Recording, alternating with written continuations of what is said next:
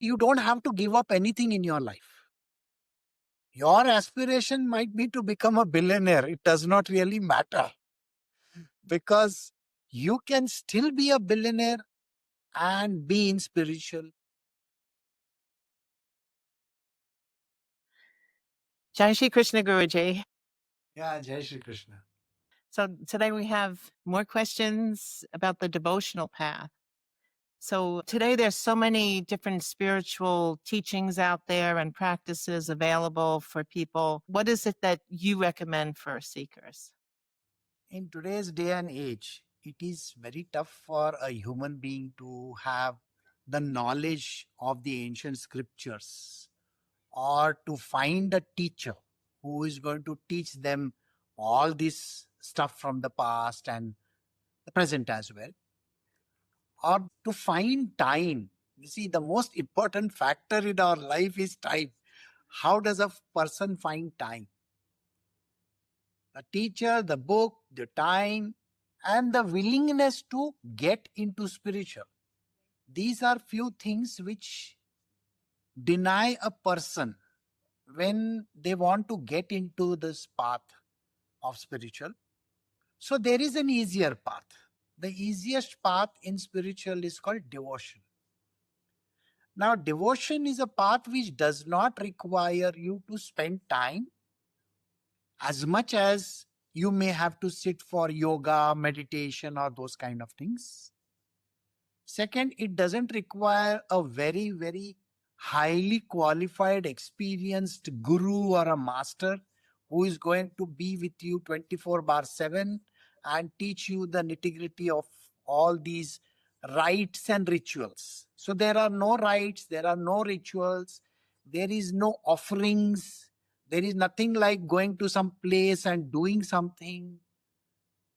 Devotion is a path which is devoid of all these things. You can be on the path of devotion without leaving your family, your job, or even whatever that you are doing right now. So it means very simply that you don't have to give up anything in your life. Your aspiration might be to become a billionaire. It does not really matter, because you can still be a billionaire and be in spiritual through the path of devotion. And that is why this is the easiest path. Yes, Guruji. So you said that a person on the devotional path doesn't need a guru that's there all the time, doesn't need that hand holding. So what is the role of the guru then on the devotional path? See, devotional path simply translates into when you have a personal relationship with the divine, which means, how do I establish my communion with the divine, with the God that you believe in? See, the reason why I am seeing the God you believe in is simply because you may be from any denomination. Understand this. Spirituality has the devotional path, which can be there. Even Hinduism has it, which is called the Bhakti mark. Christianity has it. That is the path which every Christian follows. Even some Islamists also follow through Sufism. Sufism is a very important path. The Buddhists follow it by means of following Buddha. They believe in Buddha, and that is their devotion to Buddha. Jains follow in the way that they are very much closer to their Tirthankars. The Tirthankars are like gurus, like we have gurus. And you can have it even in Judaism, which is called that Hasidism. And this particular thing is connected to an individual. His name was Baal Shem Tov. So I don't know much about him, but I'm just giving you an understanding. And the last but not the least is Sikhism. The Sikhs are very much in the path of devotion. They believe in God Almighty. They believe in their Guru. The reason why they believe in the Guru is the pathway to God is through the Guru. Okay. Now, You may not have a guru sitting in front of you. Think like this. You have consultants across the world, isn't it? Like for different things. Want to build a rocket, I may have to consult with, say, Elon Musk. Just giving an example. Now, where is Elon Musk going to be available for me? I don't think I will get him. But at least somebody who can guide me on that path. That guidance, the basic guidance is required. And once I have the guidance, I can try it out. Trying is all that is required. So I need not have a guru sitting bang in front of me all the time. He can tell me what I can do in my own sweet time without spending time on any other thing. See, if you are in yoga, what does the yoga class do? It takes away some amount of time. You need equipment. You need so many things for that, isn't it? And then you have to find a space, then you have to sit in that place, and then you have to do whatever that is required by that yoga guru or yoga master.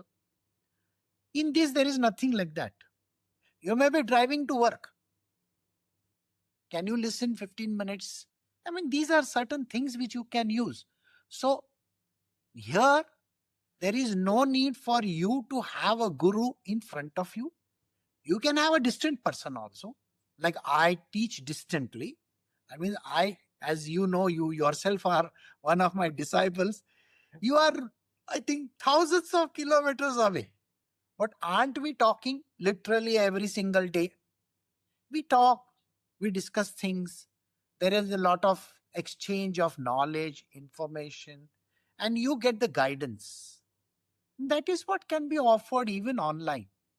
And that way you can have a spiritual master if you wish to, or you could just practice it by just taking certain amount of hints, certain amount of processes that you can involve in.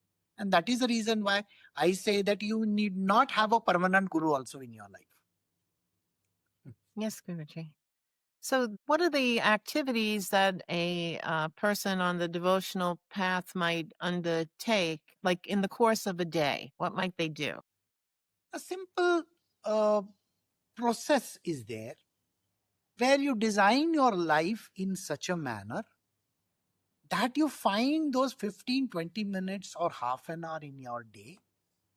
Even while driving, like I said, you can drive down and you can still find those 15 minutes or half an hour. You could be sitting in your bed, maybe like when you want to read a book or something, you read a book, isn't it? Find that time. And also, if you have, maybe you have those headphones, you could just listen in. It is not infringing on your other activities. So these are few methods.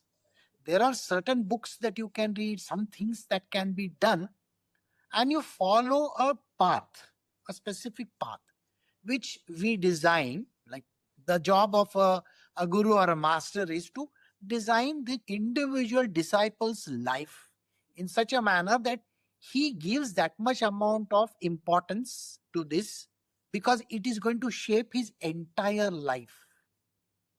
Not only this, but the future one as well. I think we have done this in the one of the previous videos. So I'm sure you understand. I'm not just talking about this lifetime. I'm talking about lifetimes. So whatever little that you invest in today is going to help you in the rest of your life, the amount of time that you are there in this world. Plus, it is going to help you beyond your grave also.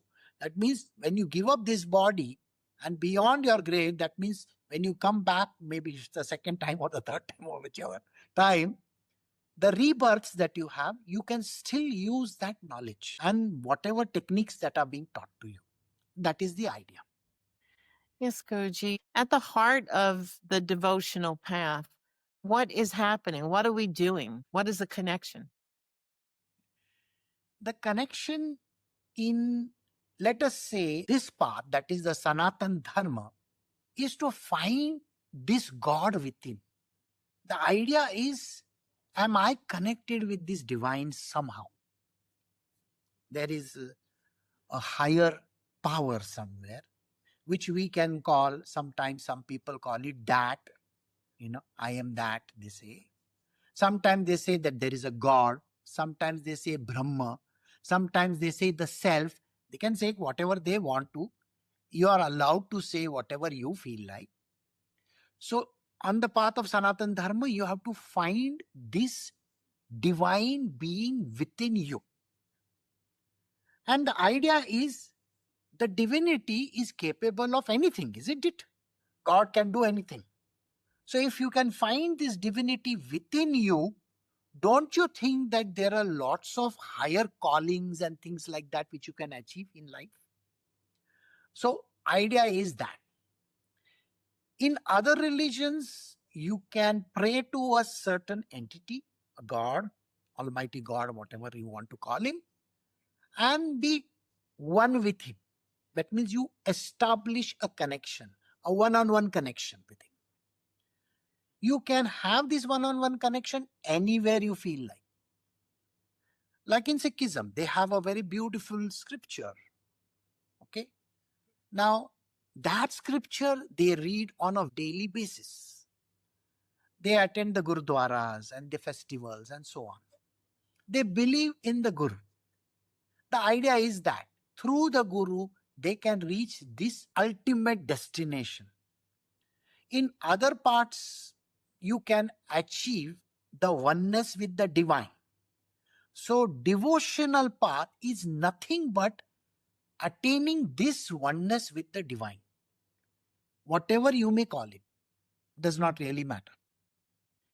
So, Guruji, are there any morals or values that one would follow on the devotional path as opposed to any other path? Yes, there are set of pathways, like say for example, in Christianity we have, the 10 commandments, isn't it? They are on the devotional path, yet they have the commandments and they follow them very religiously. The idea is to follow that path religiously. So in the devotional path, in the Sanatana Dharma also we have something which is called the divine path and the demonic path. The idea is to follow the divine path, which will make you good, which will make your good self. That means you are very kind, compassionate, loving, caring, all the good qualities you develop in yourself. This goes even for children. When you teach this path to the child as well, he also becomes a very kind human being. He becomes compassionate, he becomes loving. It doesn't mean that he is going to give up the qualities of attaining success, because success can come even by being kind to others, as you know this very well. So we develop divine qualities, the goodness within us. So the biggest advantage of the path of devotion is to reach this very good destination, the path of divinity.